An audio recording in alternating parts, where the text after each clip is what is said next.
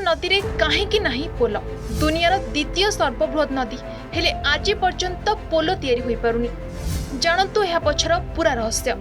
दुनियार सबुठारु विशाल जंगल हेउछि आमाजन। 5 कोटी वर्षरु अधिक वर्ष धरी एही जंगल रहिछि।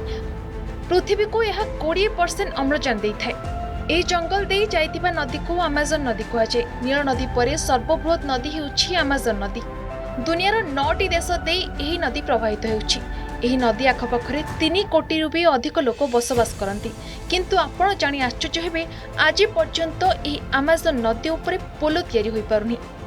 तेबे एठी प्रश्न उठुछि काहेकि दुनियार सबुठारु बड़ जंगल रे काहेकि नदी उपरे एक पोल तैयारी होई पारुनी।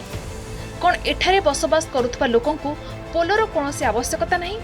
एठारे रहुतबा 3 कोटी अधिक लोक आज पर्यंत नदी पार हेबा पई डंगार व्यवहार करुछंती। तेबे पोल न हेबा पछर प्रकृत कारण हेउछि एठाकार पाणीपाग। जेतेबेले आमाजन ने वर्षा हुए सेतेबेले नदीर चौड़ा 10 रु 20 गुण अधिक बढ़ी जाए।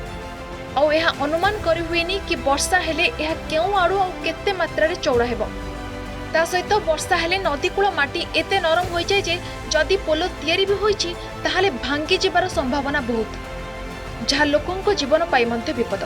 तेबे अन्य एक कारण हेउछि पोल हेबा द्वारा डंगा चालकंको रोजगार उपरे प्रभाव पड़िबा सहित एठारे लोकंको आबादी अधिक हेबो एवं निज बसवास पई लोकमाने गच्छ काटिबा आरंभ करदेबे, जहा आमाजन को हानि पहुंचाइबा सहित पृथ्वी पृष्ठ पई मध्य विपद परिस्थिति सृष्टि करदेबो।